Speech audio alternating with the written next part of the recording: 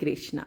क्या आप जानते हैं कि सिर्फ एक सच्चे मन से किया गया श्री सत्यनारायण व्रत आपके जीवन की हर बाधा को दूर कर सकता है। गरीबी, रोग, कर्ज, संतान सुख की कमी, सबका समाधान है इस चमत्कारी व्रत में। आज हम जानेंगे श्री सत्यनारायण व्रत की संपूर्ण कथा, व्रत विधि और पूजन सामग्री, कब करना चाहिए यह व्रत, और वह रहस्य जो 90% लोग नहीं जानते। वीडियो को अंत तक जरूर देखें, क्योंकि अंतिम अध्याय में छुपा है जीवन बदलने का शुभ संदेश। सत्यनारायण व्रत एक ऐसा पावन उपासना विधि है जो भगवान विष्णु के सत्य रूप की आराधना का प्रतीक है। यह व्रत विशेष रूप से पूर्णिमा, विवाह, गृह प्रवेश, सफलता की प्राप्ति आदि अवसरों पर किसी भी समय किया जा सकता है। इस पवित्र व्रत को करने से धन, सुख, शांति और सौभाग्य की प्राप्ति होती है। संतान सुख, रोग मुक्ति और जीवन में स्थिरता हेतु अत्यंत शुभ है। यह व्रत सत्य मार्ग पर चलने की प्रेरणा देता है और साथ ही झूठ, छल, कपट से मुक्ति भी दिलाता है। इसके करने से भगवान नारायण की कृपा शीघ्र ही प्राप्त हो जाती है। यह कथा 5 अध्याय में बटी हुई है। आइए श्री सत्यनारायण भगवान का स्मरण करते हुए आज की कथा का आरंभ करती हूँ। आज हम आपके लिए लेकर आए हैं श्री सत्यनारायण व्रत कथा, जो भगवान विष्णु का एक अत्यंत पूजनीय और फलदायी व्रत है। इस व्रत को करने से सभी प्रकार की मनोकामनाएं पूर्ण होती हैं, जीवन में सुख, शांति और समृद्धि आती है। यह व्रत विशेषकर घर परिवार की खुशहाली, संतान सुख और कठिनाइयों से मुक्ति दिलाने वाला माना गया है। सच्चे मन और श्रद्धा से इस व्रत को करने पर भगवान श्री सत्यनारायण की कृपा सदैव बनी रहती है। जीवन अमृत चैनल की ओर से आप सभी श्रोतागणों को शुभकामनाएं। भगवान श्री सत्यनारायण आपकी सभी इच्छाओं को पूर्ण करें, आपके जीवन में सदैव सुख, शांति और समृद्धि बने रहे। आइए इस पावन दिन पर हम रसपान करें श्री सत्यनारायण भगवान कथा की 5 अध्याय। श्री सत्यनारायण भगवान श्री विष्णु का ही रूप है। कथा के अनुसार इंद्र का दर्प भंग करने वाले विष्णु जी ने नर और नारायण के रूप में बद्रीनाथ में तपस्या की थी। वहीं नारायण सत्य को धारण करते हैं, अतः सत्यनारायण कहे जाते हैं। श्री सत्यनारायण पूजा के विषय में स्कंद पुराण के रेवा खंड में विस्तार पूर्वक बतलाया गया है। आप सभी से अनुरोध है कि कथा का श्रवण हमेशा संपूर्ण करें। किसी भी कथा को आधी अधूरी सुनने से दोष लगता है, तो आप इसका श्रवण संपूर्ण करें। और वीडियो पसंद आए तो वीडियो को लाइक, शेयर एंड सब्सक्राइब करना बिल्कुल ना भूलें। जय श्री सत्यनारायण भगवान की जय। कथा प्रारंभ कर रही हूँ। प्रथम अध्याय। व्यास जी ने कहा, एक समय की बात है कि नैमिषारण्य तीर्थ में सौनकादिक 88,000 ऋषियों ने पुराण वेता श्री सूत जी से पूछा, हे सूत जी, इस कलयुग में वेद विद्या रहित मनुष्यों को प्रभु भक्ति किस प्रकार मिलेगी तथा उनका उद्धार कैसे होगा? हे मुनिश्रेष्ठ, कोई ऐसा व्रत अथवा तप कहिए जिसके करने से थोड़े ही समय में पुण्य प्राप्त हो जाता है तथा मनोवांछित फल भी मिले। हमारी प्रबल इच्छा है कि इस कथा को आप हमें विस्तार पूर्वक सुनाएं। सर्वज्ञाता, सर्वशास्त्र ज्ञाता श्री सूत जी ने कहा, हे वैष्णवों, मैं पूज्य आप सबने प्राणियों के हित की बात पूछी है। अब मैं उस श्रेष्ठ व्रत को आपसे कहूँगा जिसे नारद जी ने पूछने पर लक्ष्मी नारायण भगवान विष्णु ने उन्हें बताया था। इस कथा के अनुसार आप सब इसे धैर्य रखकर सुने।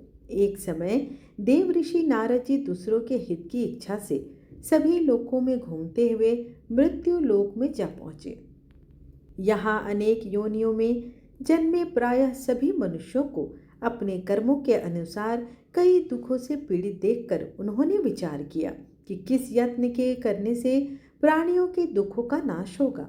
ऐसा मन में विचार कर श्री नारद जी विष्णु लोक गए। वहाँ श्वेत वर्ण और 4 भुजाओं वाले देवों के ईश नारायण को, जिनके हाथों में शंख, चक्र, गदा और पद्म थे तथा वरमाला पहने हुए थे, देखकर स्तुति करने लगे।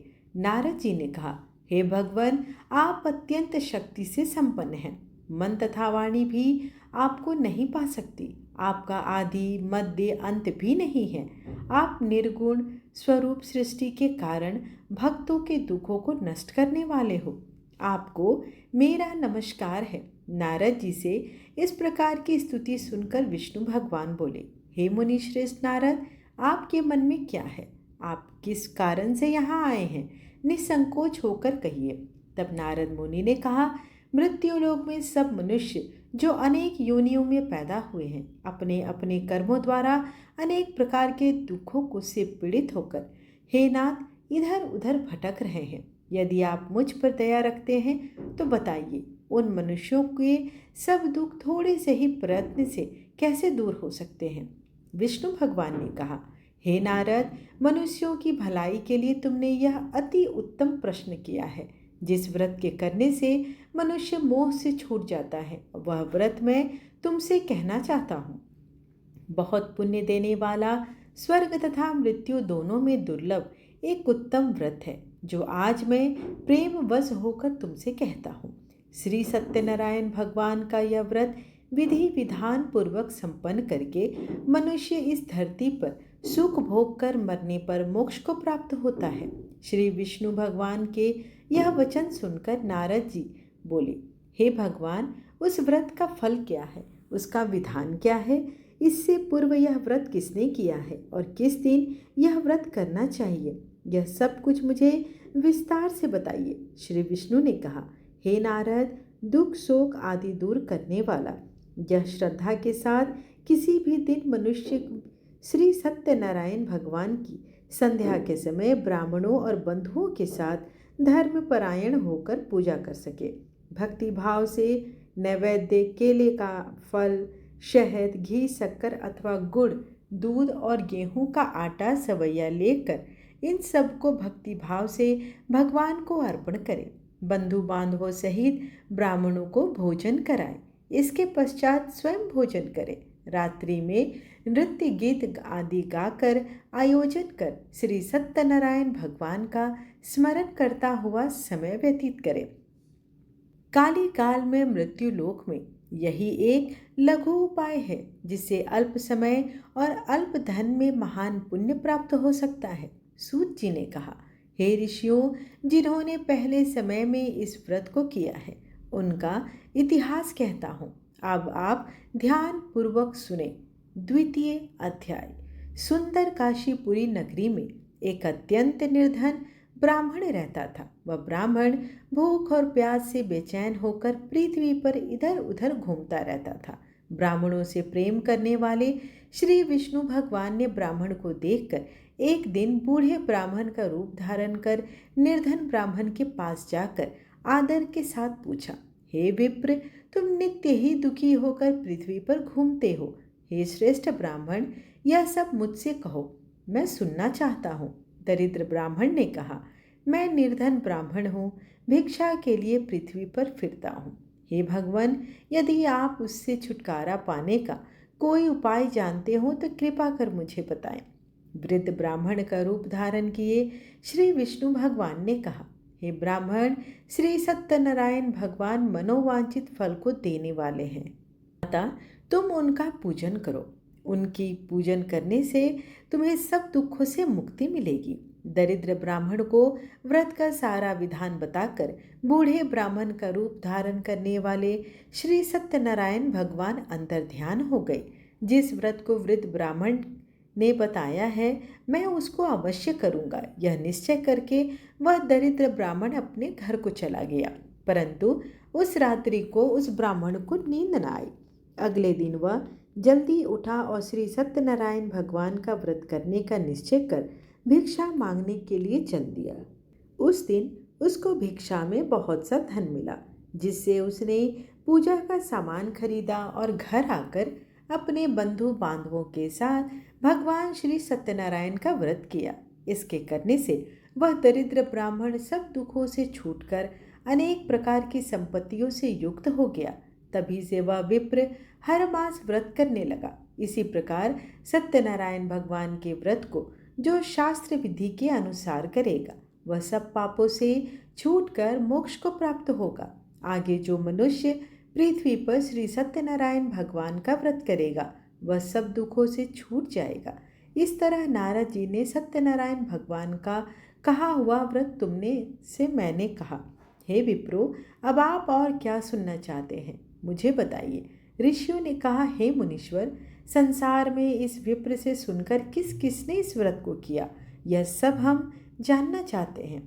इसके लिए हमारे मन में आप बहुत ही श्रद्धा है। श्री सूत जी ने कहा, हे मुनियों, जिस जिस प्राणी ने इस व्रत को किया और उन सब की कथा सुनो।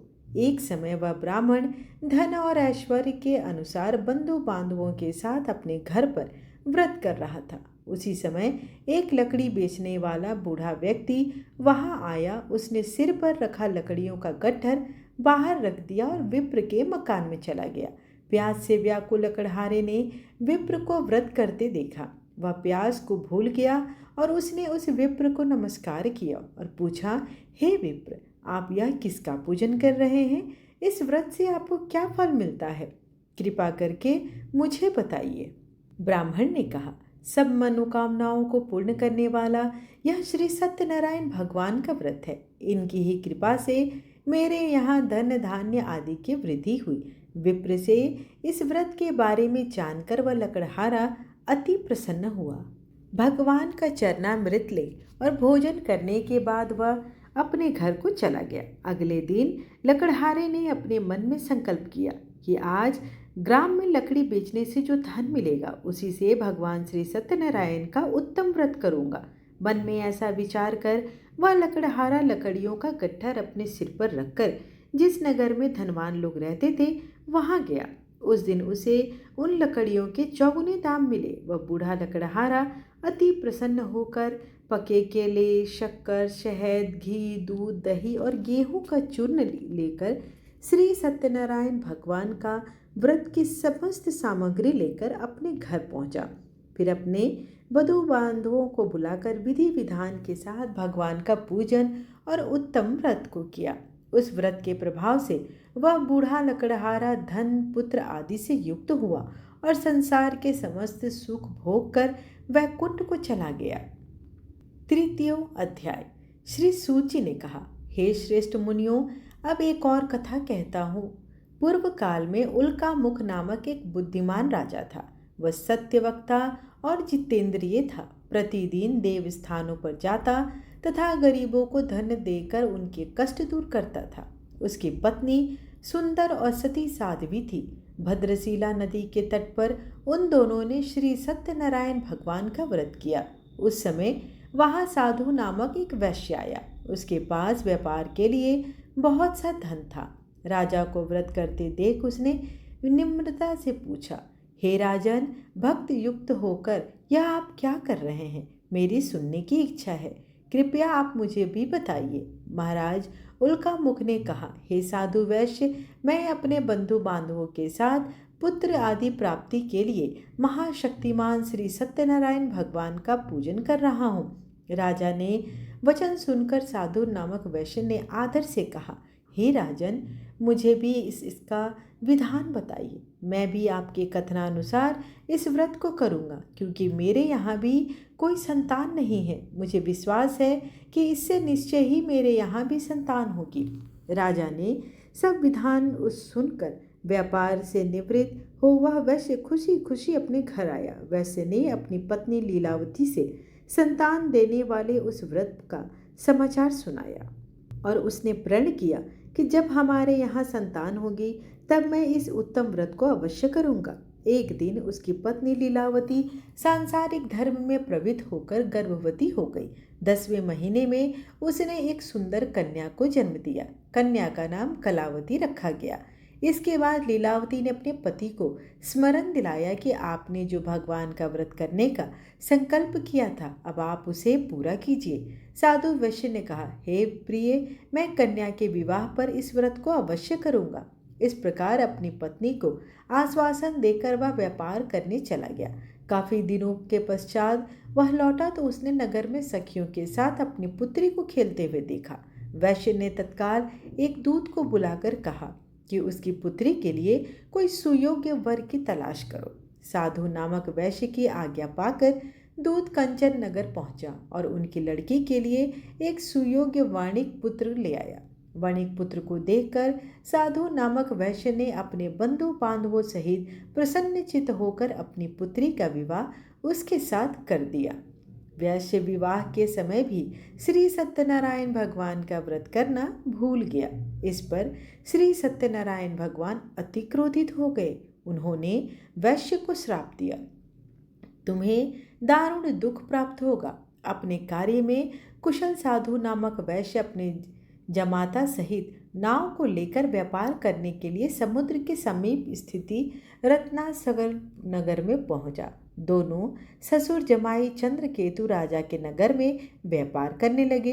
एक दिन भगवान सत्यनारायण की माया से प्रेरित एक चोर राजा का धन चुराकर भाग रहा था। राजा के दूतों को अपने पीछे आते देखकर चोर ने घबराकर राजा के धन को उसी नाव में छुपाकर रख दिया जहां वे ससुर जमाई ठहरे हुए थे।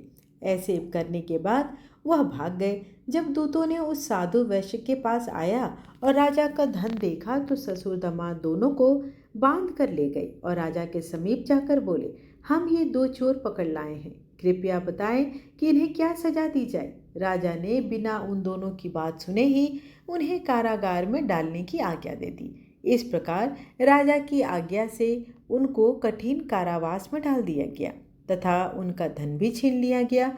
श्री सत्यनारायण भगवान के श्राप के कारण साधु वैश्य की पत्नी लीलावती और पुत्री कलावती भी घर पर बहुत दुखी रहने लगी। उनके घरों में रखा धन चोर ले गए। एक दिन शारीरिक व मानसिक पीड़ा तथा भूख प्यास से अति दुखित हो भोजन की चिंता में कलावती एक ब्राह्मण के घर गई। उसने ब्राह्मण को श्री सत्यनारायण भगवान का व्रत करते देखा। उसने कथा सुनी तथा प्रसाद ग्रहण कर रात को घर आई। माता ने कलावती से पूछा, हे पुत्री, तू अब तक कहाँ रही? वह तेरे मन में क्या है? कलावती बोली, हे माता, मैंने एक ब्राह्मण के घर में श्री सत्यनारायण भगवान का व्रत देखा है। कलावती के वचन सुनकर लीलावती ने सत्यनारायण भगवान के पूजन की तैयारी की। उसने परिवार और बंधु बांधवों सहित श्री सत्यनारायण भगवान का पूजन व व्रत किया और वर मांगा कि मेरे पति और दामाद शीघ्र ही मेरे घर वापस लौट आए। साथ ही भगवान से प्रार्थना की कि हम सबका अपराध आप क्षमा करो। श्री सत्यनारायण भगवान इस व्रत से संतुष्ट हो गए। उन्होंने राजा चंद्रकेतु को स्वप्न में दर्शन देकर कहा, हे राजन, जिन दो वैश्यों को तुमने बंदी बनाकर रखा है वे निर्दोष है, उन्हें प्रातः ही छोड़ दो, अन्यथा मैं तेरा धन, राज्य, पुत्र आदि सब नष्ट कर दूंगा। राजा से ऐसे वचन कहकर भगवान अंतर ध्यान हो गए। प्रातःकाल राजा चंद्रकेतु ने सभा में सबको अपना स्वप्न सुनाया और सैनिकों को आज्ञा दी कि दोनों वणिक पुत्रों को कैद से मुक्त कर सभा में लाया जाए। दोनों ने आते ही राजा को प्रणाम किया। राजा ने उनसे कहा, हे महानुभाव, तुम्हें भावीवश ऐसा कठिन दुख प्राप्त हुआ, अब तुम्हें कोई भय नहीं, तुम मुक्त हो। ऐसा कहकर राजा ने उनको नए नए आभूषण वस्त्र पहनाए और उनका जितना धन लिया था उससे दुगना लौटाकर आदर सहित उन्हें विदा कर दिया। दोनों वैश्य अपने घर को चल दिए। चतुर्थ अध्याय। श्री सूत जी ने आगे कहा, वैश्य और उसके जमाई ने मंगलाचार करके यात्रा आरंभ की और अपने नगर की ओर चल पड़े। उनके थोड़ी दूर आगे बढ़ने पर दंडी वेशधारी श्री सत्यनारायण भगवान ने उससे पूछा, हे साधु, तेरी नाव में क्या है? अभिमानी वणिक हंसता हुआ बोला, हे दंडी, आप ऐसा क्यों पूछते हैं? क्या धन लेने की इच्छा है? मेरी नाव में तो बेल और पत्ते भरे हुए हैं। वैश्य का कठोर वचन सुनकर दंडी वेशधारी श्री सत्यनारायण भगवान ने कहा, तुम्हारा वचन सत्य हो। ऐसा कहकर वे वहां से कुछ दूर जाकर समुद्र के किनारे बैठ गए।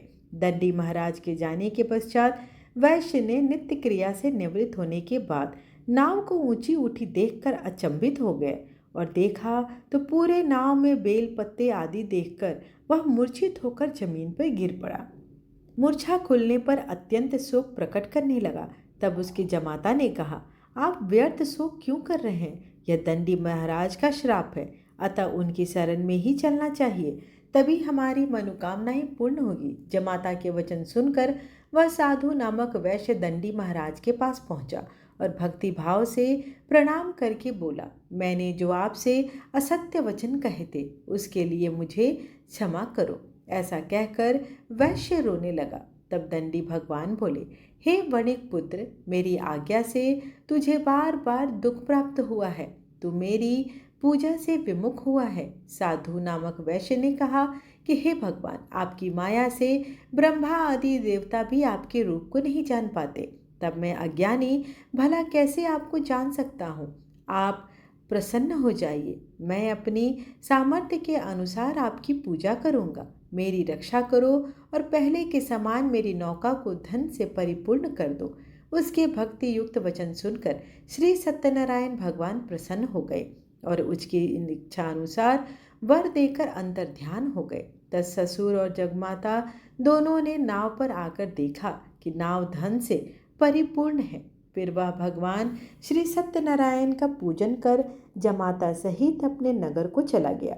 जब वह अपने नगर के निकट पहुंचा तब उसने एक दूत को अपने घर भेजा। दूत ने साधु नामक वैश्य के घर जाकर उसकी पत्नी को नमस्कार किया और कहा, आपके पति अपने दामाद सहित इस नगर के समीप आ गए हैं। लीलावती और उसकी कन्या कलावती उस समय भगवान का पूजन कर रही थी। दूत का वचन सुनकर साधु की पत्नी ने बड़े हर्ष के साथ सत्यदेव का पूजन पूर्ण किया और अपनी पुत्री से कहा, मैं अपने पति के दर्शन को जाती हूँ, तू कार्य पूर्ण कर शीघ्र आ जाना। परंतु कलावती पूजन एवं प्रसाद छोड़कर अपने पति के दर्शन को चली गई।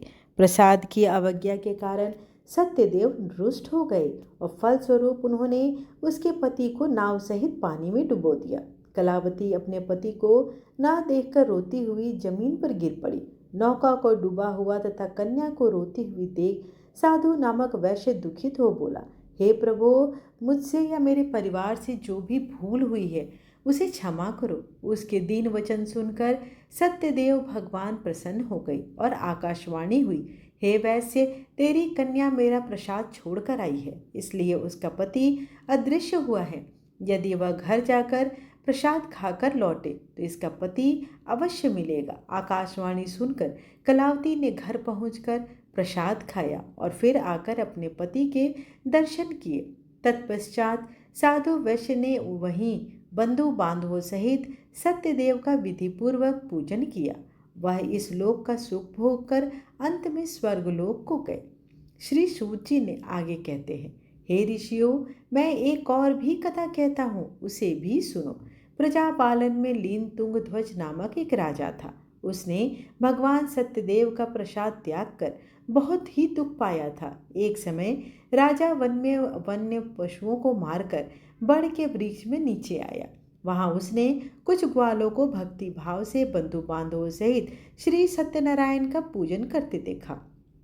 परंतु राजा देखकर भी अभिमानवश ना तो वहां गया, ना ही भगवान को नमस्कार किया। जब ग्वालों ने भगवान का प्रसाद उनके सामने रखा तो वह प्रसाद त्याग कर अपने घर को चले गए। नगर में पहुंचकर उसने देखा कि उसका सब कुछ नष्ट हो गया है। वह समझ गया कि यह सब भगवान सत्यदेव ने ही किया है। तब वह उसी स्थान पर वापस आया और ग्वालों के समीप गया और विधि पूर्वक पूजन कर और प्रसाद खाया तो सत्यनारायण भगवान की कृपा से सब कुछ पहले के जैसा हो गया और दीर्घ काल तक सुख भोग कर मरणोपरांत स्वर्ग लोक को चला गया। जो मनुष्य इस परम दुर्लभ व्रत को करेगा, श्री सत्यनारायण भगवान की कृपा से उसे धन धान्य की प्राप्ति होगी। निर्धन धनी और बंदी बंधन से मुक्त होकर निर्भय हो जाता है। संतानहीन को संतान प्राप्त होती है तथा सब मनोरथ पूर्ण होकर अंत में वह वैकुंठ धाम को जाता है। जिन्होंने पहले इस व्रत को किया, अब उनके दूसरे जन्म की कथा भी सुनिए। सतानंद नामक ब्राह्मण ने सुदामा के रूप में जन्म लेकर श्री कृष्ण की भक्ति कर मोक्ष प्राप्त किया। उल्कामुख नाम के महाराज राजा दशरथ बने और श्री रंगनाथ का पूजन कर वैकुंठ को प्राप्त हुए। साधु नाम के वैश्य ने धर्मात्मा और सत्य प्रतिज्ञा राजा मोर ध्वज बनकर अपने देह को और चीर कर वरदान किया। महाराज तुंगध्वज स्वयंभू मनु हुए। उन्होंने बहुत से लोगों को भगवान की भक्ति में लीन कर मोक्ष प्राप्त किया। लकड़हारा भील अगले जन्म में निषाद राज गुह नामक से प्रचलित हुआ, जो कि भगवान राम के चरणों की सेवा कर मोक्ष को प्राप्त किया। प्रेम से बोलिए श्री सत्यनारायण भगवान की जय। कथा यहीं पर समाप्त हुई। आइए श्री सत्यनारायण भगवान की आरती कर लेते हैं। ओम जय लक्ष्मी रमणा स्वामी, जय लक्ष्मी रमणा सत्यनारायण स्वामी, जनपातक हरणा। जय लक्ष्मी रमणा रतन जड़ित सिंहासन, अद्भुत छवि राजे नारद करत निरंजन, घंटा ध्वनि बाजे। जय लक्ष्मी रमणा प्रगट भई कलि कारण, द्विज को दरस दियो बूढ़ो ब्राह्मण बन कर, कंचन महल की ओर। जय लक्ष्मी रमणा दुर्बल भील करोल, जिन पर कृपा करी चंद्रचूड़ एक राजा, तिनकी विपत्ति हरी। जय लक्ष्मी रमणा वैश्य मनोरथ पायो, श्रद्धा तज दीन्हि सो फल भोग्यो प्रभु जी, फिर स्तुति कीन्हि। जय लक्ष्मी रमणा भाव भक्ति के कारण, क्षीण क्षीण रूप धरो श्रद्धा धारण कीन्हि, तिनको काज सयो। जय लक्ष्मी रमणा ग्वाल बाल संग राजा, वन में भक्ति करी मन वांछित फल दीन्हो, दीन दयाल हरि। जय लक्ष्मी रमणा चढ़त प्रसाद सवायो, कदली फल मेवा धूप दीप तुलसी से, राजी सतदेवा। जय लक्ष्मी रमणा सत्यनारायण जी की आरती, जो कोई नर गावे कहत शिवानंद स्वामी, सुख संपत्ति पावे। जय लक्ष्मी रमणा श्री जय लक्ष्मी रमणा। त्वमेव माता च पिता त्वमेव बन्धु च सखा त्वमेव, त्वमेव वेद्या द्रविणं त्वमेव सर्वं मम देव देव। आशा करती हूँ कि आपको आज की वीडियो पसंद आई हो। वीडियो पसंद आए, मेहनत पसंद आए तो आप वीडियो को लाइक अवश्य करें और चैनल को सब्सक्राइब अगर नहीं किया है तो उसे कर लें।